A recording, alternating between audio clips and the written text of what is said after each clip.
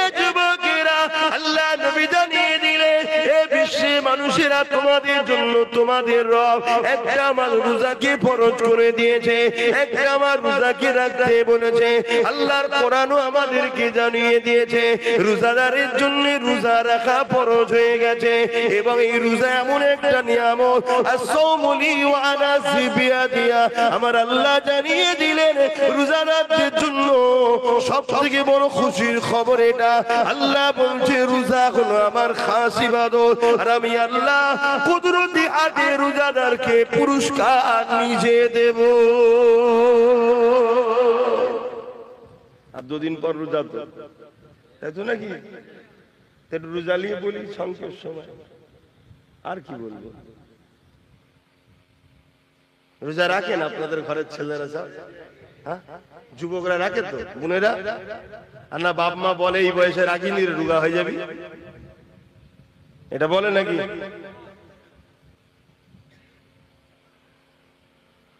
রোজাদারের জন্য দুটো খুশি, বিসাইমি ফারহাতানি, ফারহাতুন ইনদাল ইফতারি ওয়া ফারহাতুন লিকা রাব্বি। এ নওজওয়ানেরা, রোজাদাররা যখন ইফতার নিয়ে বসে, আল্লাহ পাক হাদিসে কুরসির মধ্যে জানায় এটা একটা রোজাদারদের জন্য বড় আনন্দ। আর একটা হলো রোজাদারদিগকে আল্লাহ নিজের দিদার দেবেন বলেছে। এ যুবকেরা, তোমরা বাপেরা, আর এই রোজাকে ছাড়বেন না। এই রোজা এক মাস আসছে, রোজা রাখবে, আল্লাহকে খুশি করার জন্য রাখবে। কেন আল্লাহ বলেছে রোজা আমার খাস ইবাদত, নামাজ খাস ইবাদত বলেন, হজ খাস ইবাদত বলেন, যাকাত খাস ইবাদত বলেন, রোজাকে খাস ইবাদত বলেছে। সবটাই আল্লাহর জন্য। তবে রোজাটা কেন খাস বলেছে? নামাজের মধ্যে লোক দেখানো থাকতে পারে, নাও থাকতে পারে, না দেখানোটাই তো আল্লাহর জন্য। কিন্তু নামাজের মধ্যে লোক দেখানো থাকে, চল হুজুর বলছে একটু পড়ি, চল বিআই এসছে একটু পড়ি, না পড়লে লোক খারাপ বলবে তাই পড়ি, এখানে লোক দেখানো থাকতে পারে। কিন্তু কেউ শুকিয়ে শুকিয়ে থাকবে না, যদিও থাকে লুকিয়ে লুকিয়ে খেয়ে নেবে। কি বুঝছেন তো নাকি? তাই আল্লাহ বললো এটা আমার খাস ইবাদত। কমসে কম পুকুরে ডুব মেরেও তো পানি খেলেন। কে কে খেয়েছেন ডুব মেরে পানি? ছোটবেলায় খান না? কিন্তু রোজা ও আল্লাহর খুশির জন্য, তাই চোখের আড়ালে হয়ে গেল, সেই আল্লাহর জন্য সে রোজা রাখে। নবী আমার জানিয়েছেন কিয়ামত অবশ্যই হবে। কিয়ামতের দিনটা কত কঠিন দিন হবে। আল্লাহ নবী সাহাবাদেরকে জানালেন, মাথার এক বিগদা ইখতিলাফ করে আল্লাহ পাক এই সূর্যকে নামিয়ে দেবে। এই সূর্যের বর্তমান 1 গুণ তাপ রয়েছে, সেদিন 12 গুণ তাপ বেড়ে যাবে। এখন লক্ষ কোটি মাইল দূরে সূর্য রয়েছে, সেদিন মাথার এক বিগদা ইখতিলাফ এক করে সূর্যকে নামিয়ে দেবে। মাথা নখিনগুলো নাক দিয়ে গুনে গুনে ঝরে ঝরে পড়তে লাগবে। ওই কিয়ামতের দিনটা তো কঠিন দিন হবে। এ যুবকেরা, বোনেরা, শুনে খেয়ে দাও। ওই দিন দেখা যাবে, নবী আমার জানান, এমন বাপ পাওয়া যাবে নিজের ছেলেকে জমিনে শুইয়ে দে, তার বুকের উপরে পা দিয়ে দাঁড়িয়ে যাবে।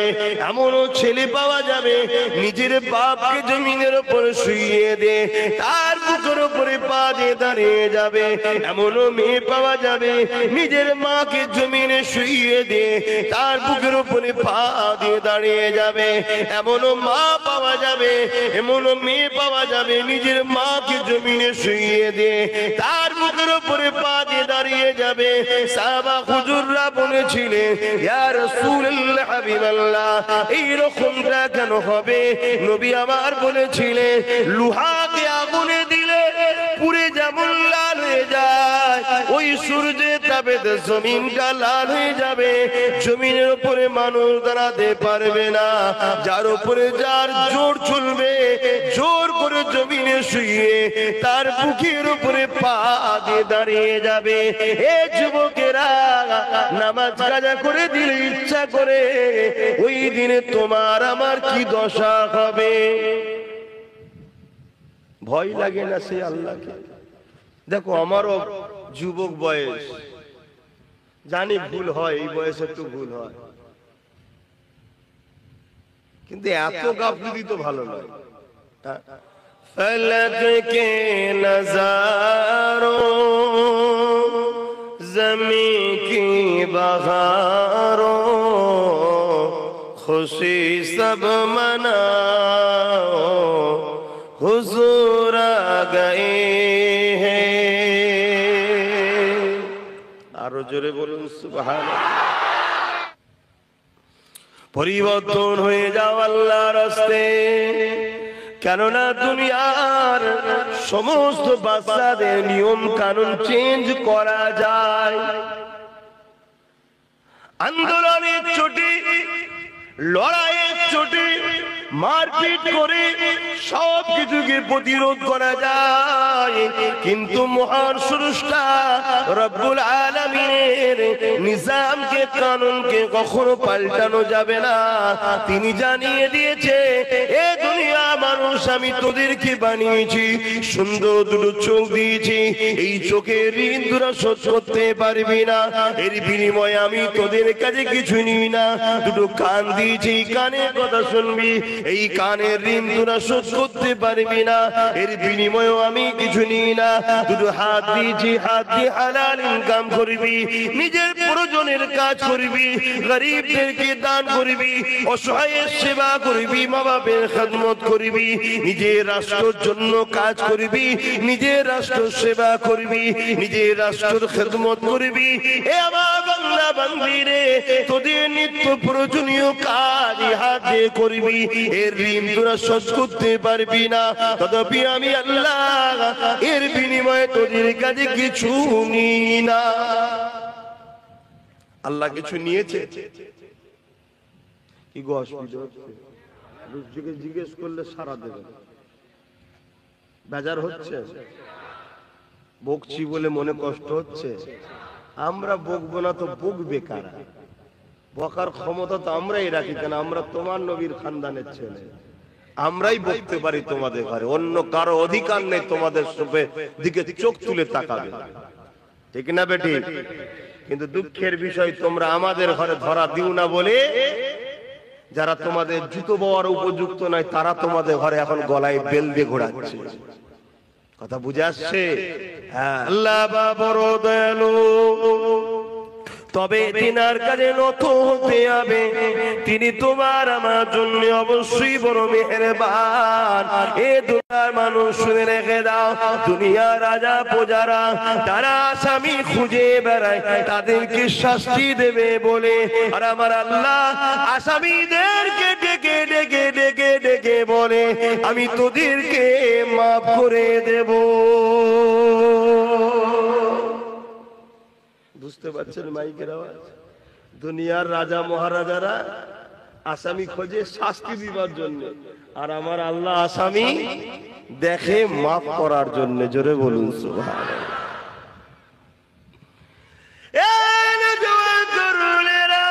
কি আলোচনা করবো সংক্ষিপ্ত সময়, মনে রেখে দেবেন, জীবনে কোনোদিন কাউকে খুশি দিনা করতে পারে, কখনো কারো মনে আঘাত দেবেন না, আল্লাহ সৃষ্টিকে কখনো জুলুম অত্যাচার করবেন না।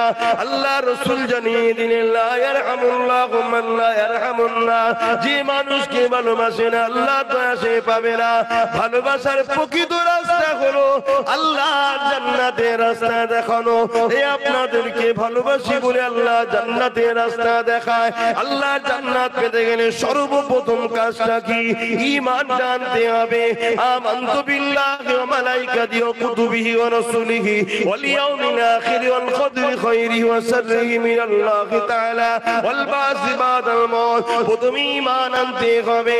এ যুবকেরা তরুণেরা, আমার আপনার নবী মুহাম্মদ রাসূলকে জীবনের থেকে বেশি ভালোবেসে, জীবনের সব কিছু থেকে বেশি আদর করে মেনে নিতে হবে। এই মেনে নিবার পরে তিনি যা করতে বলেছে করতে হবে, তিনি যা নিষেধ করেছে ছেড়ে দিতে হবে। তার মাহফিল হলে যাবে, ইফতার মাহফিলে আলেমরা থাকে, তারা নেতৃত্ব দেয়। আর আলেমরা হলো রাসূলের ওয়ারিস, তারা নবীর এলেমের ওয়ারিস। নবী চলে গেছেন, যাওয়ার সময় বলে গেছেন যে আমি আলেমে হাক্কানীদের রেখে গেলাম, তোমরা এদের কাতারে থাকবে, এদের পিছনে থাকবে। আর এখন তো আলেমরা বাপ কিছুই বলতে পারে না। এটা আলেমদের দোষ অবশ্য, সবাই নয়, কিছু কিছু আলেম আছে এখনো বলে, কেন তারা বিক্রি হয়নি, তারা নিজেদের গলায় এখনো মোহাম্মদ রসুলের বেল্ট পরিয়ে রেখেছে, তাই তাদেরকে কেউ টানতে পারে না। কিন্তু বেশিরভাগ উলামারা এখন কথা বলতে পারে না। কথা বুঝে আসছে? এই ইফতার মাহফিল হলে যাবে। তবে আমার যিনি মসলা শোনেন বা আমাকে জিজ্ঞেস করেন আপনি কি করেন, সব থেকে উত্তম হলো এটা, সারাদিন রোজা রেখেছি যে আল্লাহর খুশির জন্য, সেই আল্লাহ আমাকে যা খুশি করে রুজি দিয়েছে হালাল, ওই রুজি থেকেই আমি ইফতার করব। আমি অন্য কারো পাশে করতে রাজি না। অনেক জায়গায় আমাকে জোর করে রোজার মাসে নিয়ে যাবে বলে, আমি কোনো জায়গায় যেতে চাই না। এবার আমি একটা ইউনিট চালাই, একটা দল চালাই, আপনারা জানেন কি জানি না, ফুরফুরা শরীফ আহলে সুন্নাত ওয়াল জামাত বলে একটা অরাজনৈতিক সংগঠন চালায়। ওই সংগঠনের ব্যানারে কিছু ইফতার মাহফিল হয়। এবার আমাকে বলে হুজুর আপনি আসেন, দু কথা বলে দোয়া করেন। এবার সেখানে যদিও যায় আমি ইফতার বেঁধে নিয়ে যাই। তারা বলে কোনো চিন্তা নেই, আমি চিন্তার কোনো কারণে সতর্ক হতে হয়।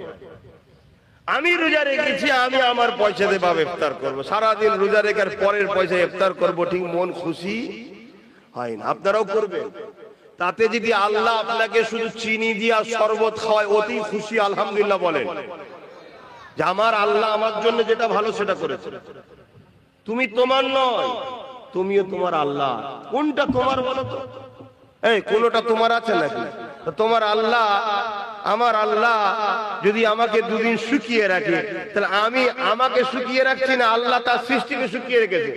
তা আল্লাহ যদি তার সৃষ্টিকে শুকিয়ে রেখে খুশি হয়, তা আমার মাথায় এত ব্যস্ত হয় কেন, এত বিপদ হয় কেন, এত টেনশন আমরা হই কেন? নিজেকে কুরবান করে দাও আল্লাহর কাছে। আমি আবার কি, আমি বলে কিছু নেই, সবই আল্লাহ। এ চোখ আমার নয়, আল্লাহর সৃষ্টি। এ কান আমার নয়, আল্লাহর সৃষ্টি। এ হাত আমার নয়, আল্লাহর সৃষ্টি। এ পা আমার নয়, আল্লাহর সৃষ্টি। এ জবানে কথা আমার নয়, আল্লাহ দিয়েছেন, ব্যবহার করতে তাই করতে পারছি। কোনটা আমি তৈরি করিনি বাপ। তাহলে আমার খিদে লাগলে আমার আত্মা যে রূপ জান কষ্ট পায়, ওই জানটাকেও সৃষ্টি আল্লাহ করেছে। ওই জানটা আমার যতটা আমি না ভালোবাসি, তার থেকে বেশি আল্লাহ তার সৃষ্টিকে ভালোবাসে। জোরে বলুন সুবহানাল্লাহ। বা ওয়াজ করতে গেলে সময় লাগে, আমি কিভাবে ওয়াজ করবো? এইভাবে হবে? কোন দিকে যাবো দিশে খুঁজে পাইনি, কখন এখানে একটু কখন ওখানে একটু বলে ফেলছি। তাই দরুদ শরীফ ওই দিকেও কম পড়ানো হলে একটু পড়ানো দরকার, সব হয়। কেন আমি জানছি দু কথা বলতেই পারবো না। যা তারপরও এর মধ্যে থেকে একটাই কথা বলবো, জীবনের প্রতিটা মাকসাদ হবে আমার স্রষ্টাকে খুশি করা।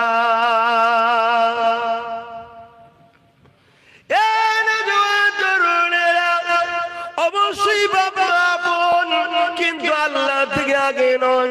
অবশ্যই পীর মুর্শিদ আপন, কিন্তু আল্লাহ থেকে আগে নয়। অবশ্যই স্বামী স্ত্রী আপন, কিন্তু আল্লাহ থেকে আগে নয়। অবশ্যই নেতা লিডাররা আপন, কিন্তু আল্লাহ থেকে আগে নয়। সব আগে একটা কথা মাথায় নিয়ে নেন, মান আহাব্বা লিল্লাহ ওয়া আবগাদা লিল্লাহ ওয়া আতা লিল্লাহ ওয়া মানআ লিল্লাহ ফাকাদ ইস্তাকমাল ঈমান। এই দুনিয়া মানুষ রেখে দাও গো, নিঃশ্বাসে কোনো বিশ্বাস নাই। এসেছি যখন চলে একদিন যেতে হবে, কে কবে যাবে আল্লাহ বা ভালো জানে। পৃথিবীর সবাই চেষ্টা করো, তোমায় নিতে পারবে না। যেদিন আমার আল্লাহ ডাকবে, ওই দিন পৃথিবীর সবাই চেষ্টা করো, বাঁচাতে পারবে না।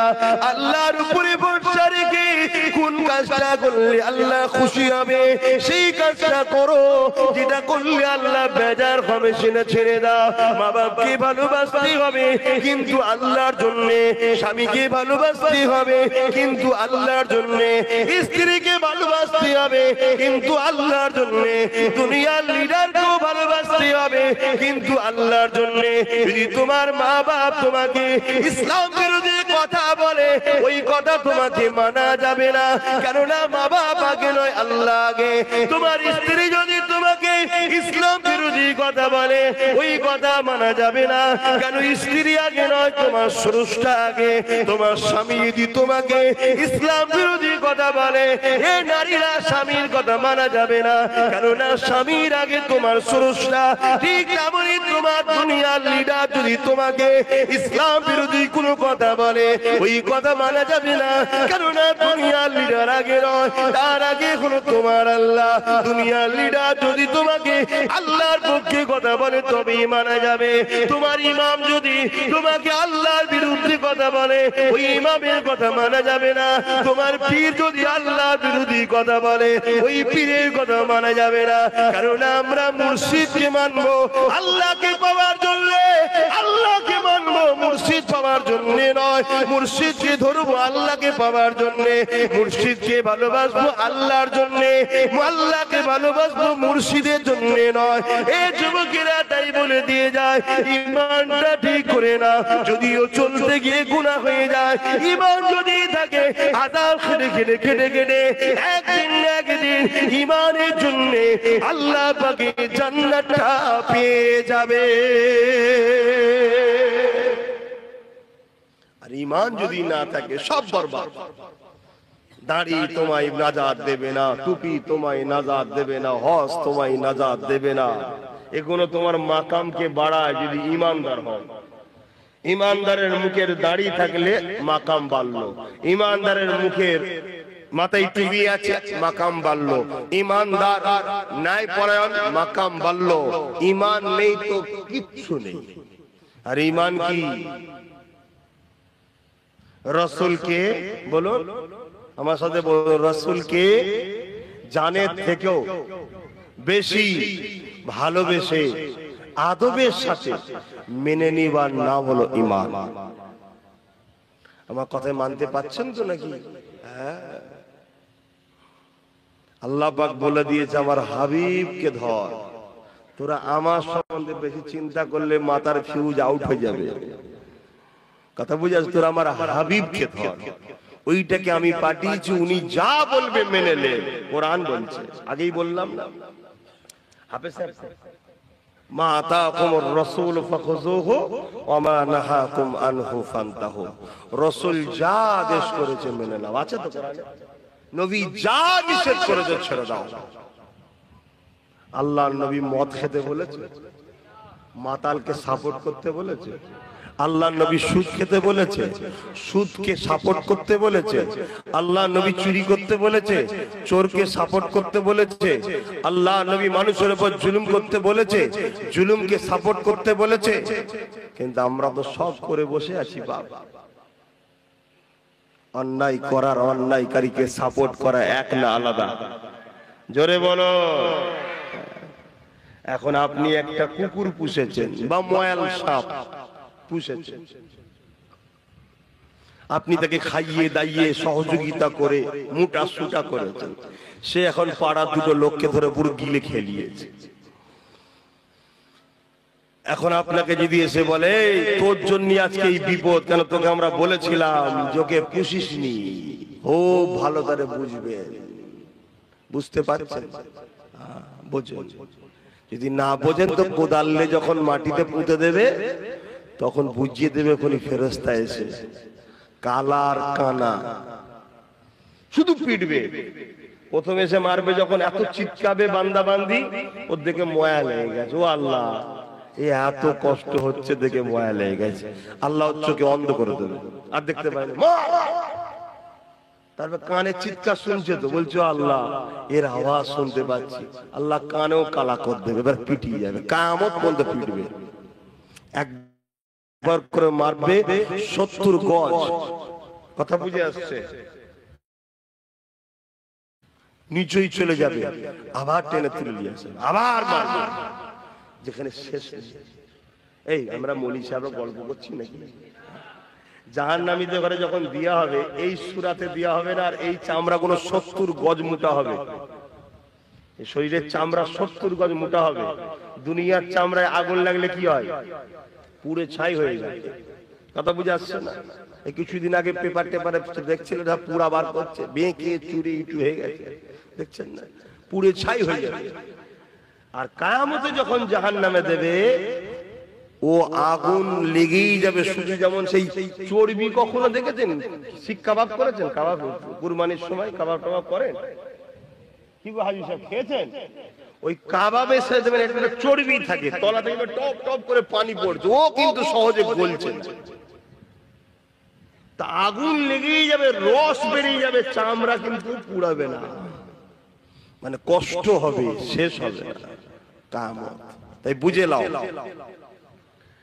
এখন পাড়ার লোকেরা বলছে, তোকে বলেছিলাম এ সাপ পুষবি নি, এ সাপ কিন্তু বড় হলে ক্ষতি করবে। তুই দুধ কলা খাইয়ে তাকে আদর করিয়ে বড় করলি, ও তো পাড়া দুটো লোককে খেয়ে ফেলেছে, এবার কি হবে? বলছে আমি কি খেয়েছি? সাপ তো খেয়েছে। বলছে তুই তো পুষে বড় করেছিস। তো মার বাড়িওয়ালার হবে না? হবে? বুঝতে পারছেন? তাহলে কেউ যদি জুলুম করে, সে শুধু মার খাবে না, আমরাও জালিমকে সাথ দিয়েছি, আমাদেরও পেঁদানি খেতে হবে। তাঁরা হয়েছে কোথায়? সব বুঝবে আল্লাহ, আল্লাহ পাক কাউকে ছাড়বে না। এখনো সময় আছে, অসংখ্য পরিবর্তন হবে। আমার নবীর কথা মানবে না? মানবে না? হাত তুলে দেখাও কারা মানবে। আলহামদুলিল্লাহ। মিশকাত শরীফ আব্দুল্লাহ ইবনে উমর থেকে রওয়ায়াত, নবী বললেন, এ আমার মাননেওয়ালারা। কারা মাননেওয়ালা? নবীর হাত তুলে দেখান। নবীর মাননেওয়ালা কারা? আলহামদুলিল্লাহ, আপনাদের জন্য হাদিসটা বলছি। এ আমার মাননেওয়ালারা, কিয়ামতের শেষ দিন পর্যন্ত তোমরা আমার খানদানের ঝান্ডা তলায় থাকবে। জোরে বলুন সুবহানাল্লাহ। অর্থাৎ কুরাইশ বংশের ছেলের নেতৃত্ব মানতে হবে। আজ আমি একটা ইউনিট তৈরি করছি, আপনারা নিশ্চয়ই জানেন। তা আমার নেতৃত্ব মেনে নেবেন না? নেবেন না? মেনে নিতে হবে বাপ। সময় এখনো আছে, তওবা করুন, আল্লাহর কাছে কাঁদুন যে আল্লাহ, জীবনে যা করেছি করেছি, জানতাম না করে ফেলেছি, আজ জেনে গেছি আর না। মনে রেখে দেবেন, এই কবরের জমিনে যখন তোমাকে আমাকে রাখা হবে, কেউ যাবে না এই কবরের জমিনে, কিন্তু এই কবরের জমিনে একজন আসবে। বুখারী মুসলিমের হাদিস, আল্লাহ পাক তিনাকে নিয়ে আসবে, তিনি তাশরীফ আনবে, তিনি অন্য কেউ নয়, দুনু জাহানের সুলতান নবী দু আলাম নবী মুহাম্মদ রাসূল তাশরীফ আনবে। দুনিয়ায় যদি তিনার নেতৃত্ব মেনে নাও, তিনাকে যদি লিডার বলে মানো, আর তিনার পক্ষ থেকে আমরা নেতৃত্ব দিচ্ছি, অর্থাৎ তিনার কথাকে আপনাদের কাছে পৌঁছে দিচ্ছি, আমাদের কথা নয়। কথা বুঝছেন? সেই রাসূলের আদর্শকে মেনে নাও নিজের জীবনে, তাহলে নবী আমার তখন কিয়ামত কবরে বলবে, ফেরেশতা ও আমার গোলাম ছিল, কে নাজাত দিয়া দেয়া হোক। জোরে বলুন সুবহানাল্লাহ। আর দুনিয়ায় রাসূল ছেড়ে দিয়ে নবী দ্বীনকে যারা মিটাচ্ছে, তাদেরই পিছনে হই হই করে ঘুরে বেড়াও। মনে রেখে দিও, কবর তোমার ডাকছে, তোমার জবাব দিতে হবে। আজ আমাদের ঘরের ছেলেদের ইসলামিক কোন ইউনিফর্মের উপর, ইসলামিক কোন কালচারের উপরে আঘাত দিলে আমাদের ছেলেদের ব্যথা লাগে না, কিন্তু যারা ইসলামের বিরুদ্ধে, তাদের কিছু হলে আমাদের ছেলেদের বুকে ব্যথা ওঠে। হয় না? হয় না? কি কোথায় চলে গেল? আবার এগুলো যদি আমি বলি, আবার কিছু মুসলমান আছে, শুকনো মুসলমান, মুনাফিক, তাদের আবার কষ্ট হয়, এসব কথা কেন বলবে? উনি আসবে, পেলেন ঘটনা বলে চলে যাবে। তাহলে ঘটনা শুনে নাও। আল্লাহ পাক বললেন, বান্দা ঈমান নিয়ে আসো। কার মতো ঈমান আনবো? এই আয়াতের ব্যাখ্যায় বলছেন, সাহাবাদের মতো ঈমান আনো। সাহাবারা কেমন ঈমান এনেছে শুনে রেখে দেন। এ যুবকেরা, তরুণীরা, বাপেরা, আল্লাহ নবীর সাহাবারা কেমন ঈমান এনেছিলেন। এক সাহাবীর নাম বলে দেয় হযরতে খুবাইব রাদিয়াল্লাহু তাআলা। হযরতে খুবাইব রাদিয়াল্লাহু তাআলা আর একজন সাহাবী ছিলেন হযরতে খাব্বাব রাদিয়াল্লাহু তাআলা। আল্লাহ নবী সাহাবী ছিলেন হযরত ওমর ফারুক যখন সিংহাসনে বসলেন, অর্ধ পৃথিবীর রাজত্ব যখন চালাতে লাগলেন, আমিরুল মুমিনিন খলিফাতুল মুসলিমিন যখন হলেন, এ যুবকেরা বাবা হযরত খাব্বাব রাদিয়াল্লাহু তাআলা আনকে আল্লাহ নবীর সাহাবী হযরত ওমর বলেছিলেন, এ নবীর সাহাবী শুনেছিলাম তোমার উপরে অনেক জুলুম অত্যাচার হয়েছিল, একটুখানি আমাকে বলো কি জুলুম অত্যাচার হয়েছিল। হযরত খাব্বাব রাদিয়াল্লাহু তাআলা নিজের কোমরের কাপড়টাকে সরিয়ে দিলেন। এ যুবকেরা, তরুণীরা, বাপেরা, তোমার আমার কোমরে গোশত রয়েছে সৌন্দর্যের জন্য। আল্লাহ নবীর ওই সাহাবীর কোমরটা পুরো প্লেন ছিল, গোশত ছিল না। আল্লাহ নবীর সাহাবী হযরত ওমর দেখে বলতে লাগলেন, ভাই খাব্বাব, এই রকম কোমর তো আল্লাহ জমিনে কারো দেখেনি, কি ব্যাপার আল্লাহ তোমাকে এরকম বানালো? হযরত খাব্বাব বলতে লেগেছে, ও ভাই হযরত ওমর, আল্লাহ আমাকে সুন্দর কোমর দিয়েছিল, কিন্তু আমি নবীর পক্ষে কর দেওয়ার জন্য, নবীর দল করার জন্য, ন্যায়ের পক্ষে, সত্যের পক্ষে, মানবতার পক্ষে, ইনসাফের পক্ষে, মানব বন্ধনের পক্ষে, ভ্রাতৃত্বের পক্ষে, সত্যের পক্ষে থাকার জন্য তৎকালীন লিডার আবু যর উতবা সাইবাইরা আমাকে জুলুম করেছিল। আমাকে বলেছিল, মুহাম্মাদের দল ছেড়ে দে, আমাদের দলে চলে আয়, মুহাম্মাদের দল ছেড়ে দে, আমাদের দলে চলে আয়, না হয় তোর উপরে জুলুম হবে, অত্যাচার হবে। ও ভাইরা তোমার, আমি বলে দিয়েছিলাম জান দিয়ে দেবো, তথাপিও নাই সত্য ছাড়বো না। আজও তোমাদেরকে বলা হয়, কি বলা হয় না, হয় না, জুলুমের দিকে আসো, মিথ্যার দিকে আসো, অন্যায়ের দিকে আসো, সন্ত্রাসীর দিকে আসো, ফিতনার দিকে আসো, খুনের দিকে আসো, মার্ডারের দিকে আসো, চিটিংবাজির দিকে আসো, তুলাবাজির দিকে আসো, বলা হয় না, হয় না। আর বলতে লাগে না, আপনাদের ঘরে এখন এক মুঠো বিরিয়ানি দিলেই চলে যাবে, বেশি খরচ করতে লাগে।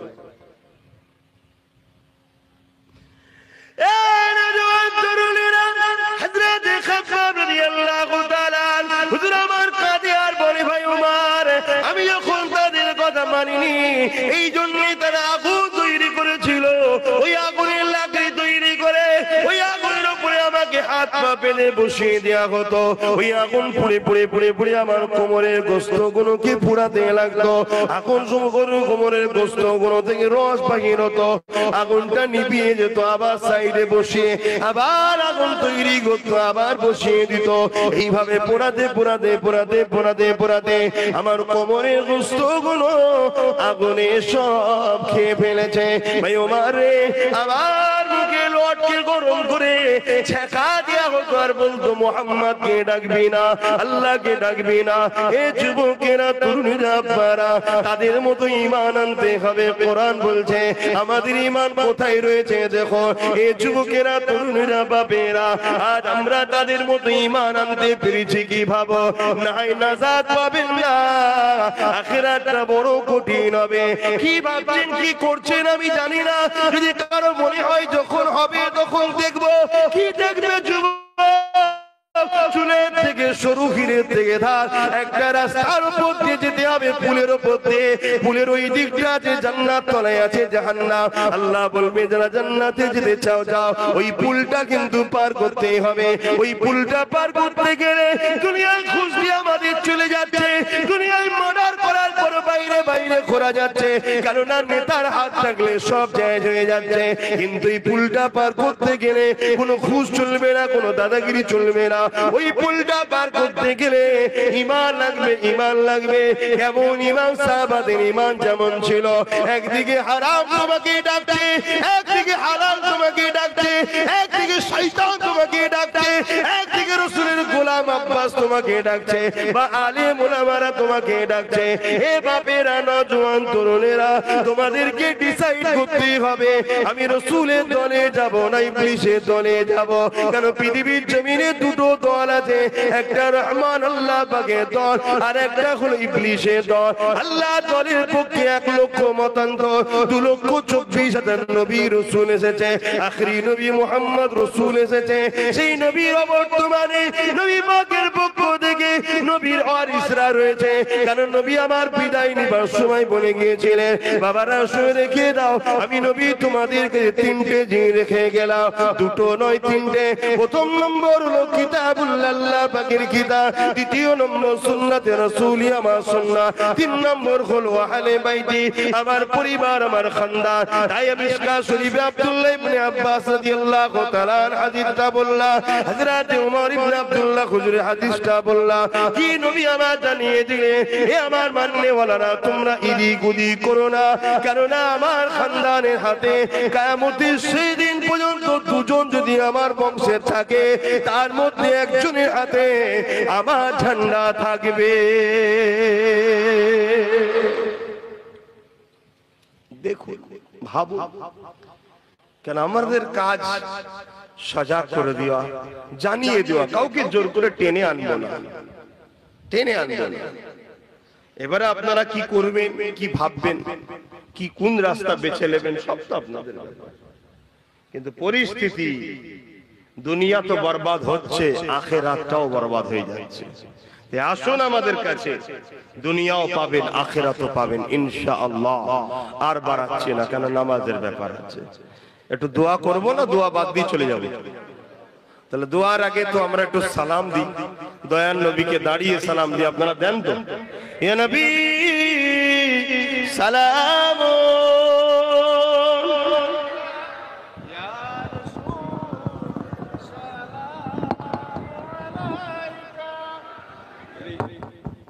নিশ্চয় আপনারা শুনেছেন মুজাদ্দিদ জামান দাদা হুজুর রহমাতুল্লাহ আলাইহির নামে একটা সিডি তৈরি করছি, আপনারা শুনেছেন তো?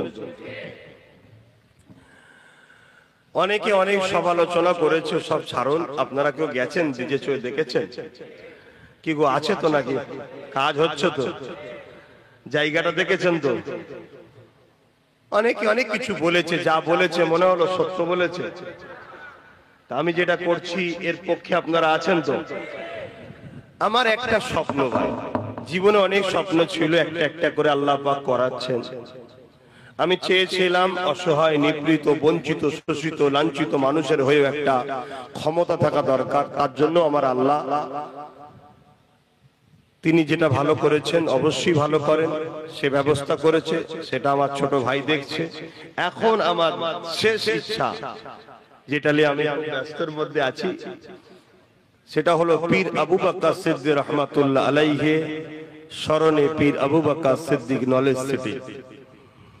দাদা হুজুর আমার একা না, আপনাদেরও একটু হাত তুলে দেখাবেন দাদা হুজুরকে মানেন? আলহামদুলিল্লাহ। আপনারা মনে রাখবেন, পূর্ব ভারতে ইসলামের বাতি জ্বালিয়েছেন ফুরফুরা শেখ আবু বকর সিদ্দিক দাদা হুজুর পীর কেবলা। জোরে বলবেন সুবহানাল্লাহ। এখন অনেক দলমত বেরোচ্ছে, আজানি হচ্ছে, আগাছা গজাচ্ছে, থাকবে, কিন্তু পূর্ব ভারতে আরো অন্য জায়গায় আরো অন্য জনরা জ্বালিয়েছে। ওলিয়া উলিয়া অনেক আছে, কথা বুঝে আসছে।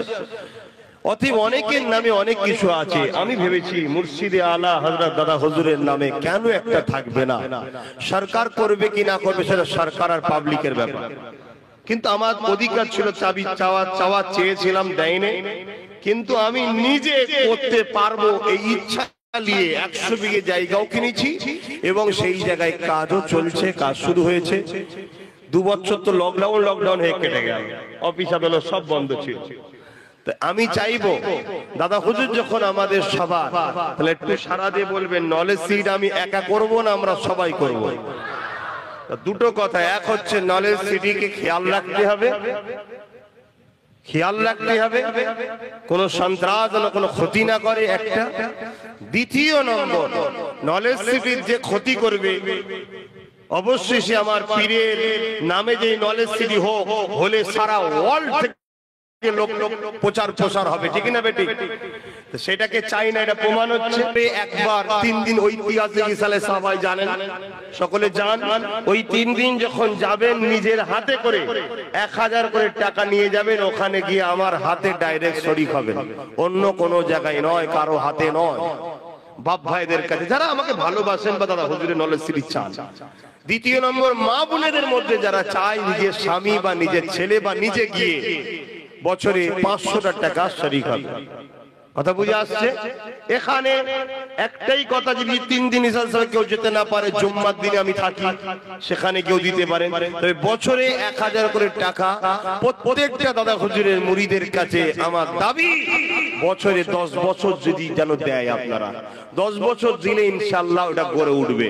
আমি অনেক বড় স্বপ্ন নিয়েছি, যাতে করে সুপার কি বলে সুচিকিৎসা এবং পড়াশোনার ব্যবস্থা তৈরি করতে পারি, একটা শহর তৈরি করা দাদা হুজুরের নামে, পীর আবু বকর সিদ্দিক নলেজ সিটি। আমি আশা রাখতে পারি এই কথাটা বলাতে আপনারা কেউ কষ্ট পেলেন?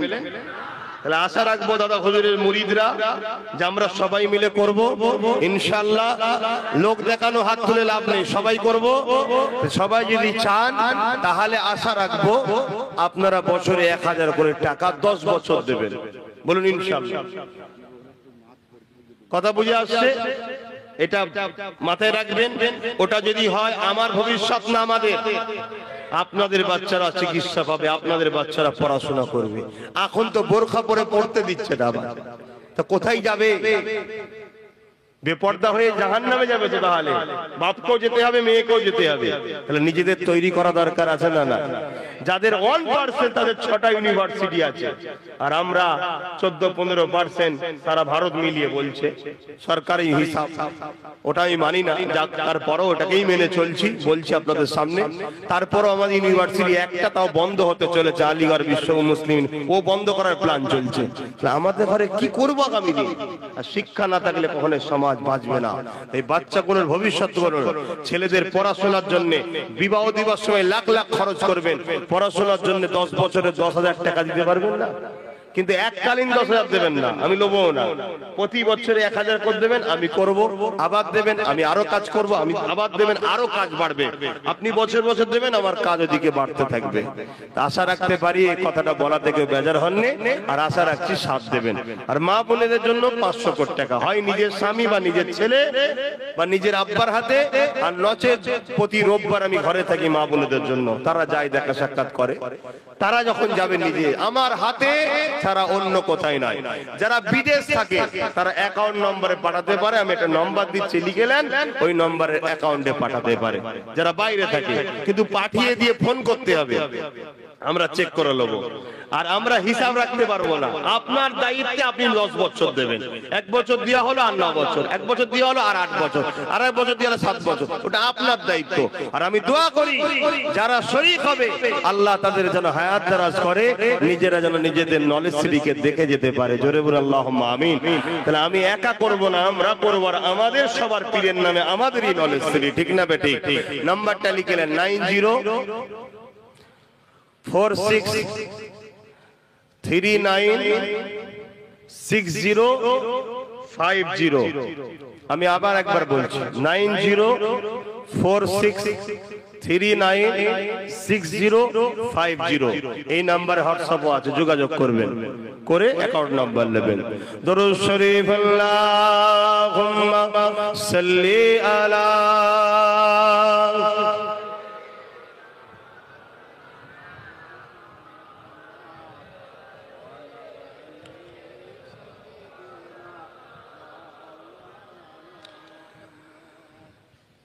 तेरी जालियों के नीचे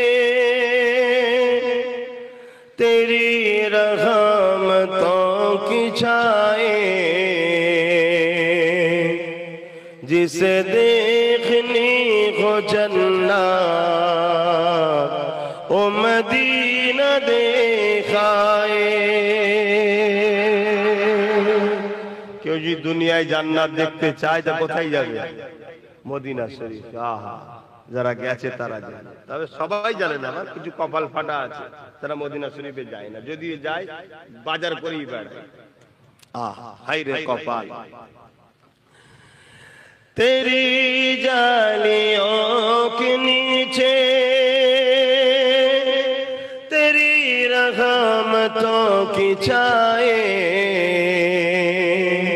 जिसे देखनी हो जन्नत वो मदीना दिखाए। रोज की सामने मैं ये दुआएं मांगता था, रोज की सामने मैं ये दुआएं मांगता था। मेरी जान निकल तो जाए, इस समा बदल न जाए, जिसे देखनी हो जन्नत वो मदीना दिखाए। आरो जोरे बोलूं सुभानअल्लाह। तैयबा के जाने वाले तुझे ये दुआएं देता हूँ, तैयबा के जाने वाले तुझे ये दुआएं देता हूँ। दरे मुस्तफा पे जाकर तू ये जगह को भूल जाए, दरे मुस्तफा पे जाकर तू ये जगह को भूल जाए, जिसे देखनी हो जन्नत वो मदीना दिखाए। अल्लाहुम्मा सल्ली अला